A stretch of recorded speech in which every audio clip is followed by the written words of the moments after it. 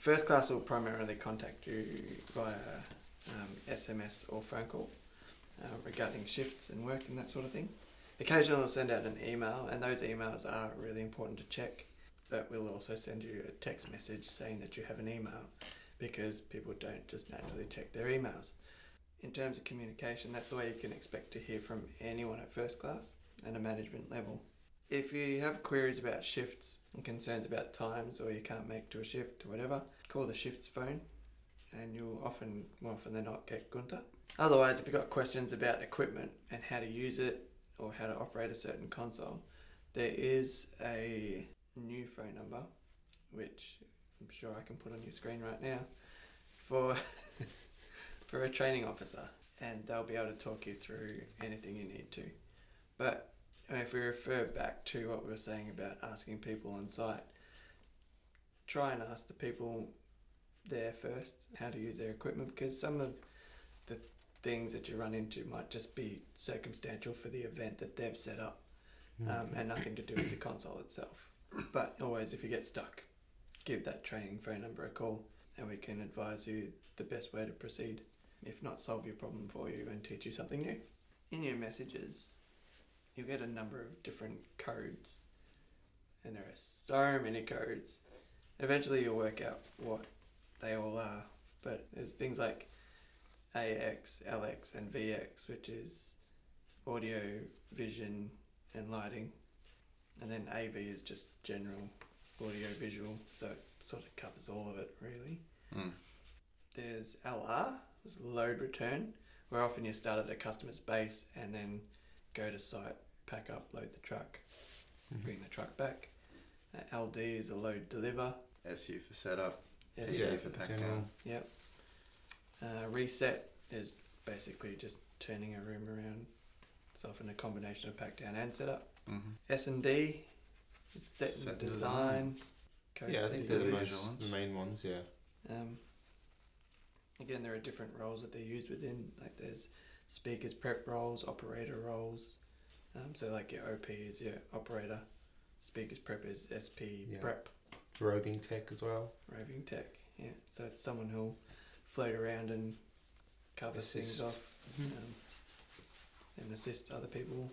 Yeah, and in your message you'll also have what attire you're required to wear, so whether that be business attire or just your general polo attire. So that'll be clear. It'll say it clearly in the message as well, so just make sure you're aware of that. Yeah. And I think there's just a comment section too, just maybe a brief about the job. Yeah, any sort of job notes that go in, so if it's a specific console that you're going to operate or something, that goes into the notes section of your message. There'll be the times, the venue, the room within the venue, and a site contact. If you're not sure of the address of the venue because it's not listed, call that shift's phone. But if the site contact's missing and you've got the venue, generally you can work it out if you've got the client. I've turned up often and the site contact's not even the person on site. And so it's just a matter of finding the company that's listed in your text message and tracking down someone from that company and going, I'm here. One thing that is important is if you get a message, reply as quickly as you can. Sometimes the message goes out to multiple people, so it's first in, best dressed. Which is really important if you want work and it's really busy at the time. It's a very busy time and there's, well, I wouldn't say busy, but you know that there's a lot of work going on. There's a lot of people that are really willing to work. It's best to keep your phone close to you. Yeah. I mean, it's also, we get a lot of last minute calls, like 6:45 in the morning. Someone hasn't shown up for work. Can you cover them? Can you be in the city now? So first class needs to hear back straight away. First class needs an almost immediate response. Yeah. And those ones will go out to multiple people. So if you want the work, there's definitely work there.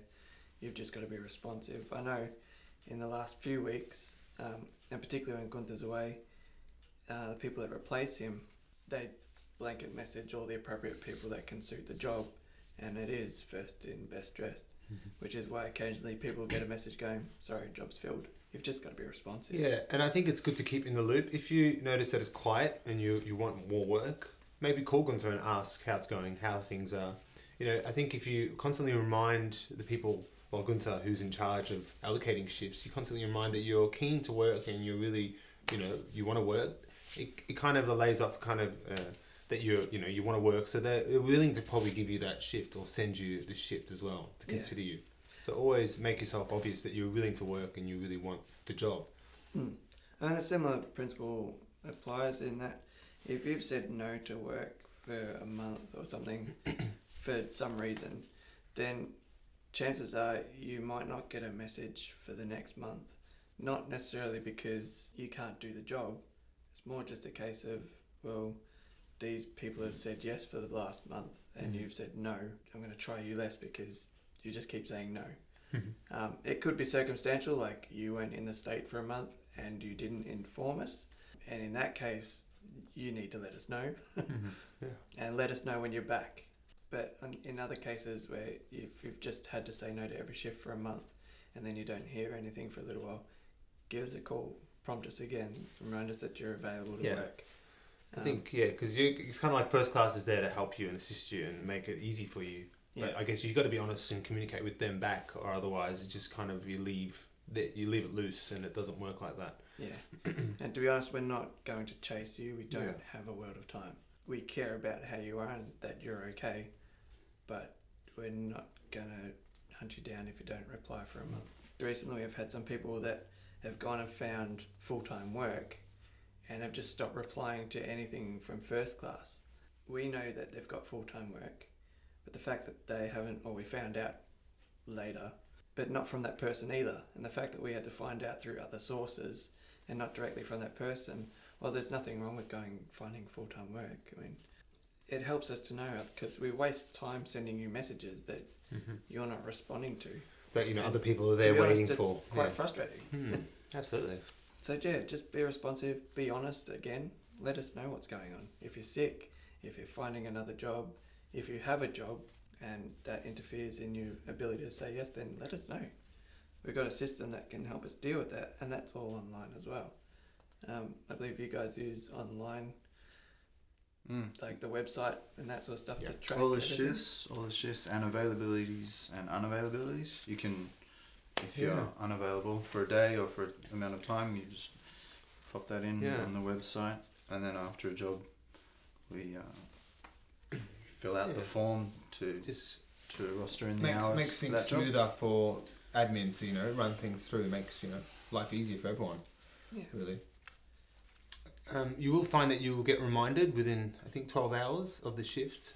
On most circumstances, you'll get a reminder. But I think it's not best to always, rely on that. I think it's best to organise your week as well as you get your shifts. So whether that be constantly looking at the website to remind yourself that you have a shift in the morning, because we find that sometimes you can go to a job or you forget a job because you haven't got the reminder, and I think that's not good to rely on the reminder, because that's not what it's there for. It's there to remind you that you have a shift, but that should be something you've already implemented and something that you're aware of beforehand, whether you get the reminder or not.